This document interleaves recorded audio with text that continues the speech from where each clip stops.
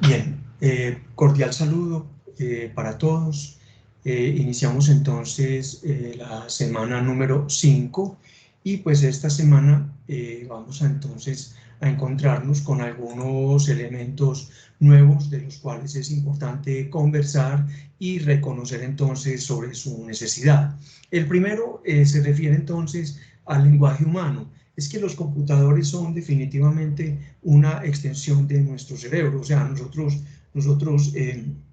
los sistemas de cómputo requieren y trabajan entonces de una forma similar a cómo trabaja nuestro cerebro, y es importante entonces reconocer que hay unas convenciones arbitrarias, ¿cierto?, en torno pues al lenguaje humano, y del cual considero importante para que reconozcamos entonces. Julieta le decía a Romeo, ¿qué importa un nombre? Eso a lo que le llamamos Rosa olería igual de dulce aunque tuviera cualquier otro nombre.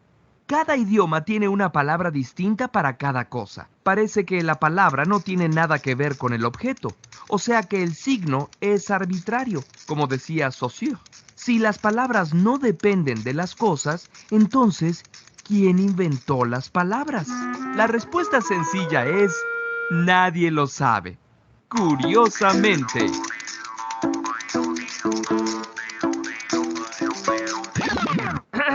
Pero nosotros no nos conformamos con respuestas como esa, ¿verdad? Igual que con el origen del hombre, la mitología también ofrece algunas respuestas. Según las historias bíblicas, Dios le pidió a Adán que nombrara a todas las criaturas del mundo. Todos en el mundo estaban tan contentos hablando el mismo idioma que se propusieron hacer un proyecto en común, una torresota en Babel. A Dios no le gustó la idea y confundió todas las lenguas. Según la mitología nórdica, los tres hijos del dios Bor hicieron a las primeras personas con la madera de dos árboles que se encontraron. El primer dios les dio espíritu, el segundo sentimientos y el tercero el habla. Para los bantúes en África, todos los idiomas surgieron una vez que la gente pasó por una hambruna tan terrible que empezaron a hablar puras borucas y a dispersarse. Y de esas borucas surgieron las lenguas. Por cierto, ¿es lo mismo lenguaje y lengua? Aquí donde entra también en juego un asunto bien interesante. Lenguaje es prácticamente pues cualquier forma, ¿cierto?, que No. permita comunicar. El lenguaje es cualquier sistema de comunicación no necesariamente hablado. Puede ser químico, como en muchos insectos, o de otros tipos. La lengua es... ¿Sí ven? Entonces, en los computadores existen lenguajes. Para los computadores existen lenguajes de cómputo, lenguajes de programación. ¿Qué son los lenguajes de programación? Codificaciones, estándares basados en unos estándares que van a permitir entonces que la máquina obedezca a determinadas instrucciones y que obedezca entonces a determinados criterios que se han establecido entonces para que funcione.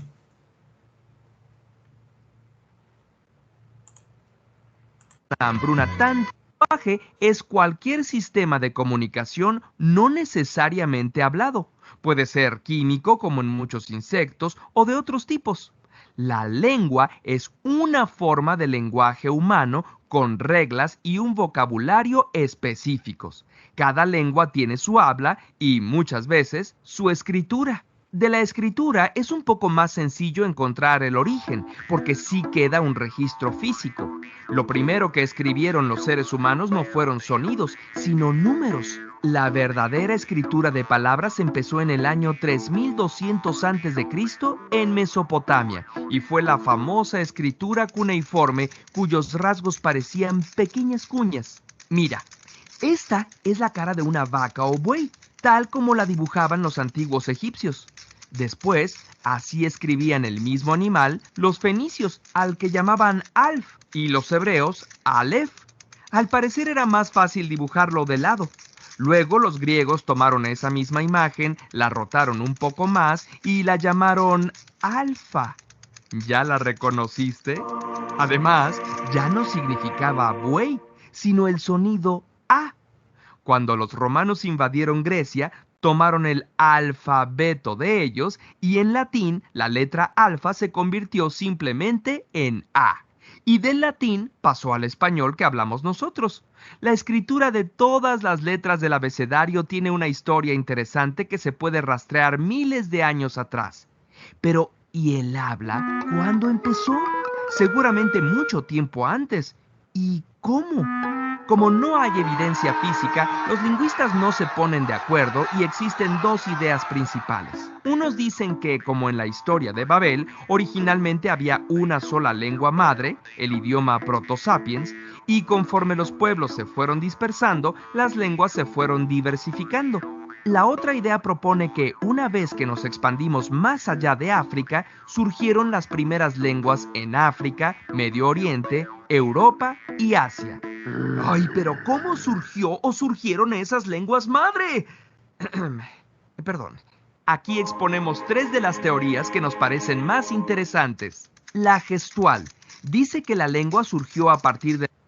Bien, es entonces la forma, ¿cierto?, como los seres humanos entonces nos entendemos a través entonces del lenguaje. Por eso, en América, en una región como América Latina, ¿cierto?, todos tenemos unos conceptos, tenemos unas ideas y tenemos unas formas estándares, porque pues en la mayor parte de América Latina tenemos ese lenguaje común, ¿cierto? O sea, esa representación, todos esos símbolos que son entonces los que hacen que nos identifiquemos y que tengamos entonces una misma forma o unas maneras de ver el mundo y de, por lo tanto, de aprender el mundo. Entonces así, esto pues con respecto al lenguaje humano.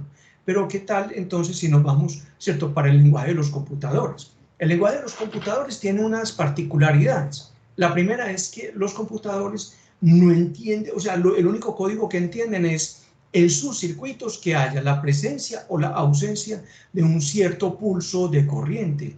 Eso es todo, o sea, no es más, y por lo tanto ese lenguaje, esa presencia o esa ausencia de el pulso de corriente es el que constituye entonces un lenguaje binario, ¿cierto? Porque no hay más, es el lenguaje binario, ¿cierto? Es la forma como el computador entiende y la forma como el computador entonces comprende entonces sus sistemas.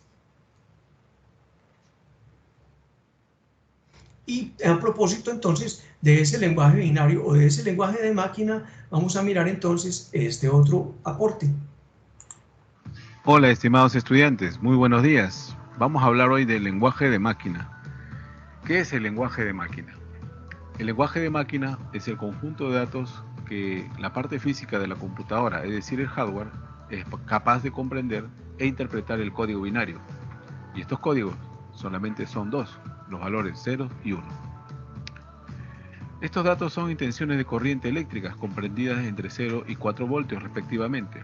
Esta secuencia de valores van a ingresar de forma de cadena para poder ser interpretados por la parte del hardware, la parte de los circuitos. ¿Qué tiene que ver el 0 y 1? Tiene que ver mucho, pues conforman los valores denominados el sistema binario o código binario, que están relacionados con la lógica y la matemática. Asimismo se le denomina a ellos, a partir de la voz latina, binarios, que significa solamente dos valores. Aquí es importante recordar entonces un primer término, el bit, que es la menor unidad. Esa es estos dos presencias de estos dos modelos, ¿cierto? Este código binario 0 o 1 conforma entonces el bit, y ese bit significa binary digit, o sea, un dígito binario, y es la presencia, ¿cierto?, que tiene esos dos valores, una compuerta, mejor dicho, esa compuerta que tiene dos valores posibles, 0 o 1. ¿Existen otros tipos de sistemas de números? Por supuesto que sí. El hombre ha creado muchos. Pero existen es muy conocido el sistema decimal, pues en el sistema decimal intervienen 10 valores, el 0, 1, 2, 3 y hasta el 9. Asimismo, existe un sistema llamado hexadecimal. Intervienen 16 valores, en donde los primeros 10 valores están conformados del 0 al 9 y los siguientes valores, el 11 al 16, por letras, de la A hasta la F. ¿Cómo entiende la computadora lo que yo escribo? Es muy sencillo. Cuando yo estoy escribiendo, estos, al pulsarlos, son detectados por unos sensores que a su vez van a una zona de un circuito integrado donde está almacenado la información de los caracteres ASCII, Estos caracteres ASCII son enviados mediante unos cables, ya sean de puerto serial 2 o USB, al CPU de la computadora, que los interpreta. ¿Y qué es el código ASCII? El código ASCII es un sistema de codificación de caracteres alfanuméricos, o llamados también American Standard Code for Information Interchange, que fue instituido por la ANSI, que es una institución que se encarga de codificar toda la información, símbolos y caracteres en las computadoras.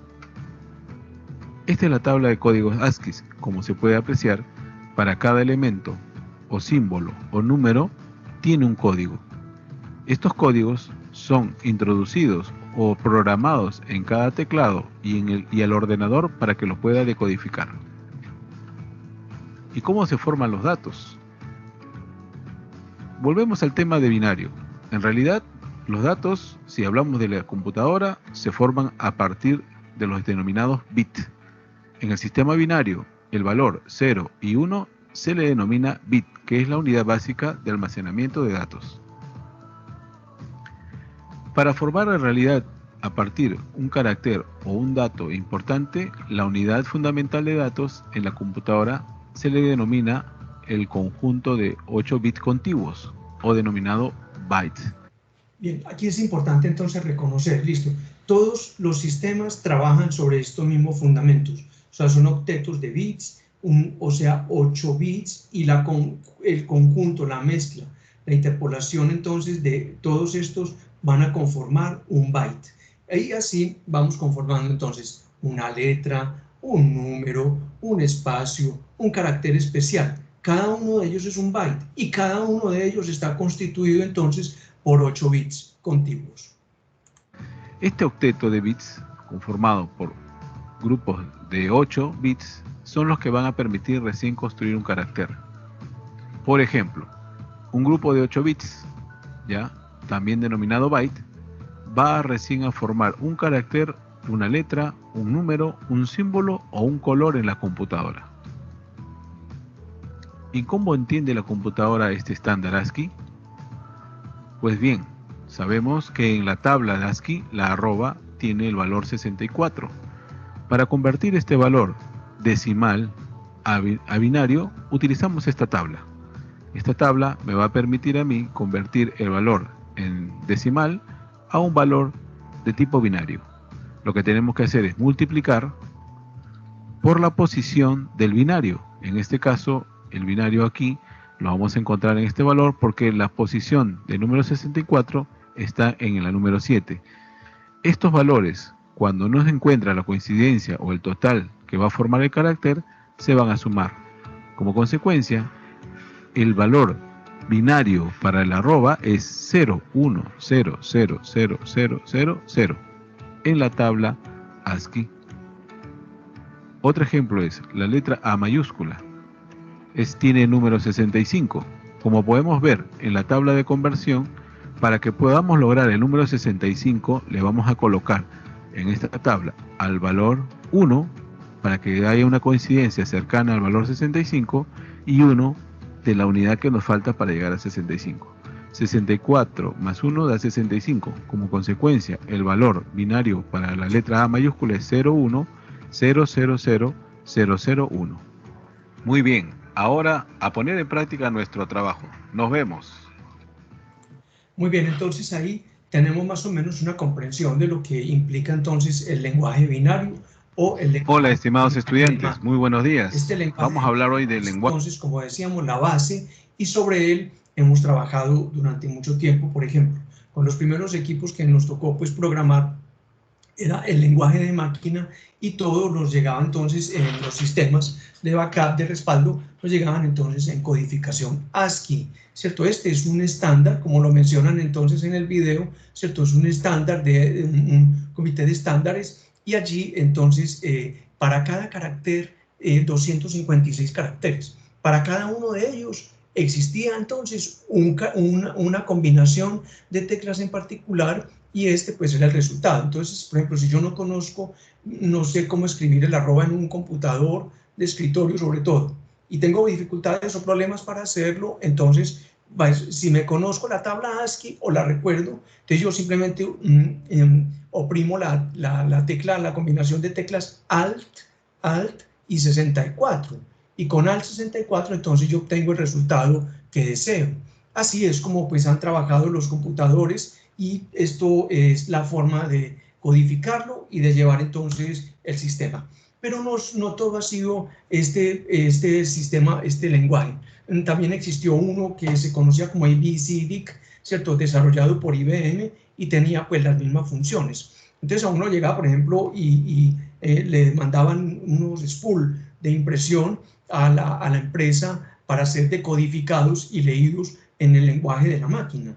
Entonces uno tenía que mirar y aplicar. Si le aplicaba, por ejemplo, el código ASCII, ¿cierto? Y una variante ligera que también existió que llamaba USASCII, ¿cierto? Le aplicaba ese código y se veía unos caracteres desconocidos, ¿cierto? Como unos monachitos que no conocía, entonces cambiaba el código y le aplicaba el código, por ejemplo, ABCDIC, hasta lograr que se leyera todo correctamente.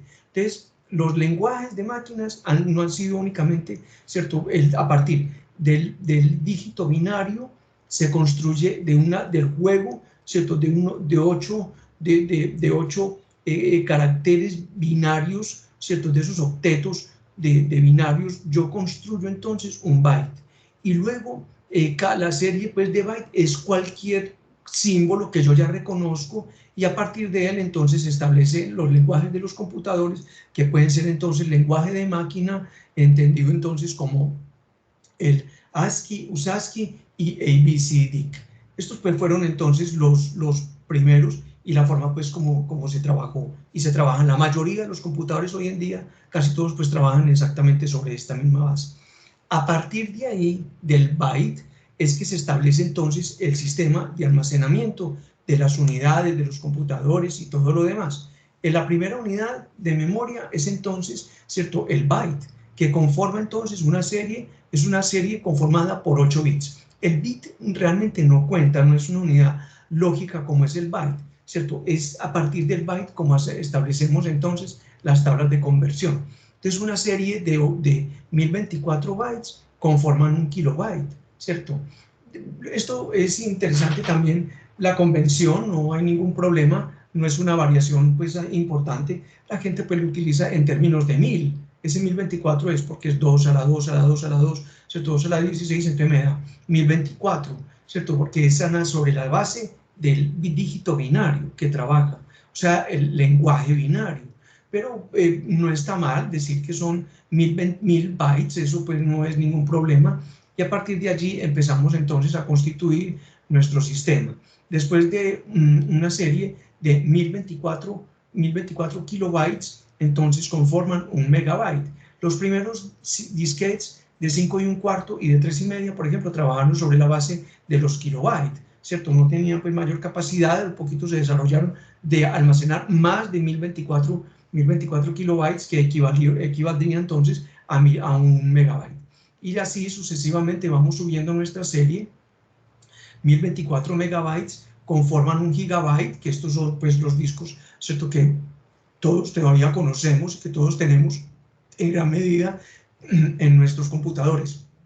La mayoría se venden entonces sobre la base de gigabytes, ¿cierto? Ahora están entonces en disco, en almacenamiento externo, ¿cierto? Están las unidades entonces de terabytes, que equivale entonces, un terabyte equivaldría a 1024 gigabytes y así sucesivamente. Entonces, si yo quiero convertir terabytes a kilobytes, ¿cierto? Debería multiplicar por 1024, por 1024, por 1024 para obtener los kilobytes, ¿cierto? Y así, si yo quiero a la inversa, pues obviamente, si tengo X cantidad de kilobytes y lo quiero llevar a megabytes, por ejemplo, entonces divido, ¿cierto? Por 1024 para así tener entonces la unidad, ¿cierto? O sea, si yo tengo 1024 kilobytes, ¿cierto? Lo divido por 1, lo divido, ¿cierto? Entonces por 1024 me da 1, es decir, que equivaldría a un megabyte, ¿cierto? Y así voy haciendo a la inversa. Estamos en el momento, pues, en almacenamiento en terabytes, se consiguen discos de 1, 2, 4, 6 terabytes, ¿cierto? Eso ya no es ninguna novedad, no hay ningún problema. Pero de aquí todavía se desprenden unas nuevas unidades de almacenamiento, pues que ya equivalen, ¿cierto?, a sistemas grandes de cómputo que requieren en su gran mayoría de software de administración de estas unidades de memoria, ¿cierto? Entonces 1024 terabytes equivalen a un petabyte, 1024 petabytes equivalen a un exabyte y 1024 exabytes equivalen entonces a un yottabyte, zettabyte, y 1024 zettabytes equivalen a un yottabyte, ¿cierto? Que esta es entonces la mayor medida, ¿cierto?, que se ha conseguido entonces hasta ahora en términos de almacenamiento. Como les digo, entonces, para bajar un yottabyte, para bajarlo a kilobyte, habría que multiplicar entonces por 1024, por 1024, por 1024, por 1024, por 1024, por 1024, para llegar hasta los kilobytes. Entonces, son unas cifras que ya no tienen, pues, como cabida en un raciocinio, pues, así como humano. Estas son las unidades de memoria y la forma entonces como se almacena la información en los computadores y en los sistemas. Y hablando del almacenamiento, de los computadores y de los sistemas, nos encontramos entonces con tres tipos de almacenamiento. El almacenamiento físico, del cual entonces nos referiremos, ya lo mencionamos en clases pasadas, que es pues ultra ATA, que es ya para los discos duros, de estado sólido, que bueno, esos son pues ya, digamos, lo último que hay en tecnología. Y hay una tecnología adicional para los servidores que se llama pues SCSI, tecnología serial, también vienen ya en discos duros de estado sólido SCSI, que esos son pues para los servidores, ¿cierto?, SAN o NAS, ¿cierto?, que son unos sistemas de almacenamiento en red que utilizan muchas empresas grandes, ¿cierto?, que son unos arreglos de discos en una unidad de la red, y ese arreglo de discos lo que hace es que administra muchísima información. Entonces ya estamos hablando, por ejemplo, de un petabyte, lo que hace es entonces segmentar para todos los componentes de la organización. Entonces lo que hace es segmentarle y a cada uno le asigna, por ejemplo, un espacio de almacenamiento. Pero eso ya no son ni siquiera pues discos duros serial ATA o WATA, ¿cierto?, sino que ya son con discos duros de este tipo, SCSI, por lo que les mencionaba en las clases anteriores que estos son unos discos de altísimo rendimiento, es decir, son mucho más eficientes en el funcionamiento.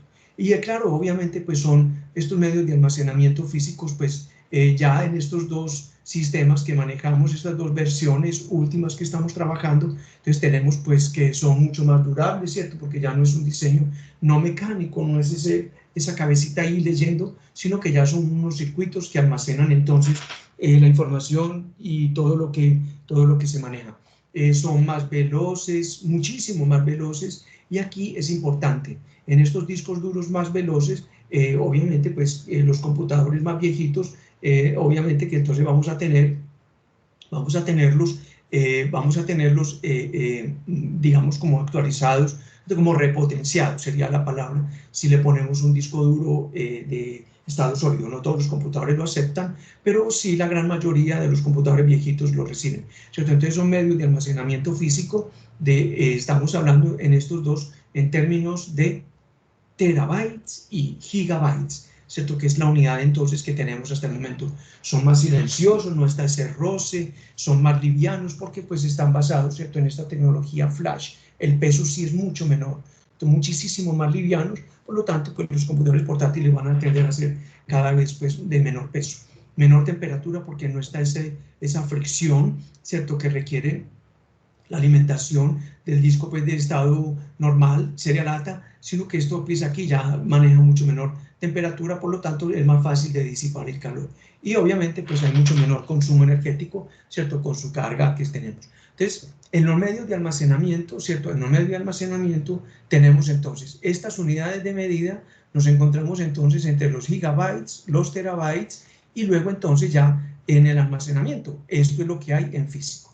Pero los discos duros físicos se pueden particionar, es la palabra, ¿cierto?, técnica. Particionar un disco duro es simplemente dividirlo en dos discos o más, según la necesidad.